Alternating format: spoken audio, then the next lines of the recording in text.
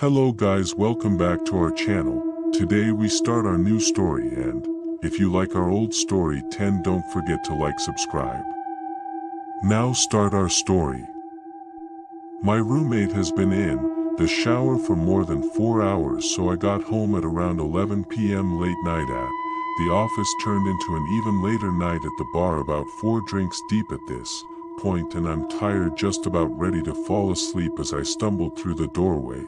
I lay down on the couch and reach for my bag of joints and spark one up as I pull YouTube up on my laptop. I'm in the middle of watching some luxury cruise tour, close passing out, when I hear the front door open. I sit up and turn my head slightly, just enough to see my roommate coming in. He hangs his jacket in the closet, doesn't say anything, and walks slowly to his room, which is normal enough. I'd been living with him for about 3 months, long enough for me to pick up most of his tendencies.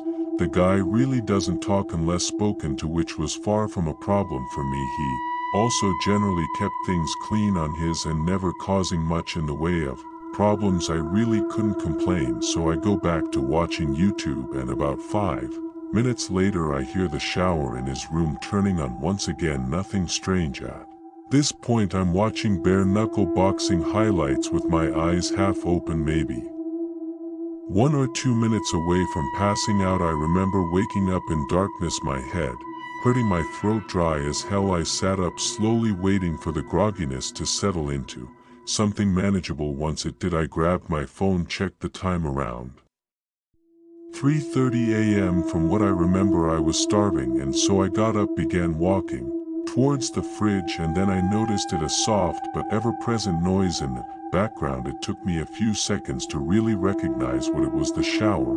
Suddenly the events of last night began, were playing in my head: drinking at the bar, Ubering home, laptop and couch, my roommate coming in home, the shower turning on, and I stood there for a while trying to make sense of it. Maybe he went to bed and forgot to turn it off. I shook my head. There's no way that happened. I thought maybe he slipped.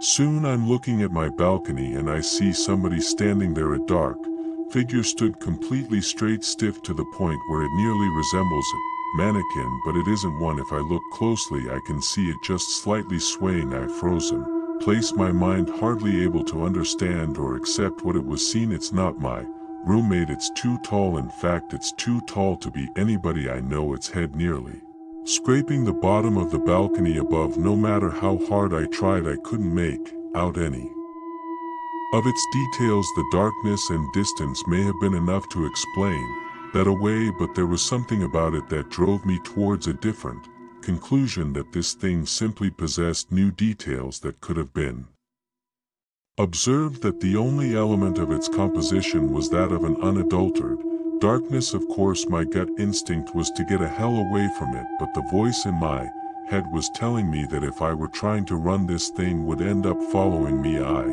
went back into the McDonald's instead, and locking myself in the bathroom as I finally dialed 911. I told the operator that somebody had broken into my place, but that I had gotten out of there without them noticing, but that they were still in there. It was the story that most accurately represented the situation without making me come across this bet. The operator told me that they would be sending somebody over for me to hang tight. I left the bathroom, waiting at the table closest to the exit until I could see the red and blue light cutting through the darkness. I went outside to meet the cops, looking up at the balcony to find it empty, though the door to the living room had been left open. They pelted me with a bunch of questions that I found difficult to answer. Is the intruder armed? Do I have an idea who it might be? What are their intentions? I told them I didn't know, that I couldn't figure it out, but they just kept on asking. Soon I was practically yelling at them to go up there and check it out for themselves. And I suppose the terror in my voice was enough for them to begin taking this seriously. They told me to wait by the entrance, and I watched on as they entered the building. I was out there for a long time, growing increasingly anxious at the thought of what they were going to tell me when they came down. A few minutes later, the silence was broken by a single muffled gunshot. My heart dropped into my stomach, and I continued to wait there, unsure of what to do. Otherwise, 20 more minutes of silence, and the officers still hadn't come down. Soon I could hear more of them approaching in the distance. Before I knew it, 4 more cop cars had pulled up around me, and the scene had fallen into chaos. Officers shouting over each other and into the radio videos, more questions being hurled my way, none of which I was able to answer. The next few sequences were mostly a blur, but I remember the building being evacuated, the tenants frightened and confused as they were ushered outside, while the officers became more and more frantic. I remember hearing more scattered gunshots, some screaming, other noises that were difficult to make sense of. There were a few lapses in my memory after that, but I recall being pushed into the back of a police car. After being driven to the station, I was led into one of the interrogation rooms, where I found 2 nondescript men in suits waiting for me. They didn't introduce themselves and immediately went into a series of questions, each one more bizarre than the last. What company was your roommate employed by? What was the nature of his job? How many different people have been inside your apartment since your roommate moved? And have you ever heard voices inside the apartment from the hours of midnight to 3 a.m., voices that did not belong to your roommate? Have you ever seen a circle of people standing outside of the apartment from the hours of midnight till 3 a.m., people that were exceptionally tall in one of the more unsettling ones? Have you ever seen somebody standing at the foot of your bed upon waking up between the hours of midnight to 3 a.m., only for them to disappear moments later? If so, do you remember what they looked like? Any distinct features? As they continued probing me, my mind began conjuring up some of the strange that had happened after my roommate had moved, and that I had written off as figments of my imagination simply because I had no other explanation for them. I did hear the voices always coming from the room next to mine where my roommate slept. I was always so tired when I heard them, but I do remember either sounding like a young woman or a man with an extremely deep voice. I could never make out any words. It always sounded like gibberish to me. And then there was that one time where I went to the bathroom in the middle of the night, still half asleep. I didn't bother turning the lights on as I entered, but as my eyes began adjusting to the dark, I could have sworn that somebody was already sitting on the toilet, somebody extremely tall, of Course, when I turned on the lights nothing was there. It was easy to chalk it up as a product of late night drowsiness at the time, and I had never really thought about it, since after doing my best to give them useful information the suits spent a good few minutes taking notes on their phones. Once they were done they sat up quickly, told me that they'd be in touch before leaving the room. A cop came in a few minutes later and told me that since I couldn't return to the apartment they would set me up in a nearby hotel until they, quote, were able to get the situation under control, and that I should stay put until they give me a call. What happened? I asked him. What did you guys find up there? He stared at me for a long time, not as if he were in deep thought, but as if he held deep aversion for what he was considering telling me.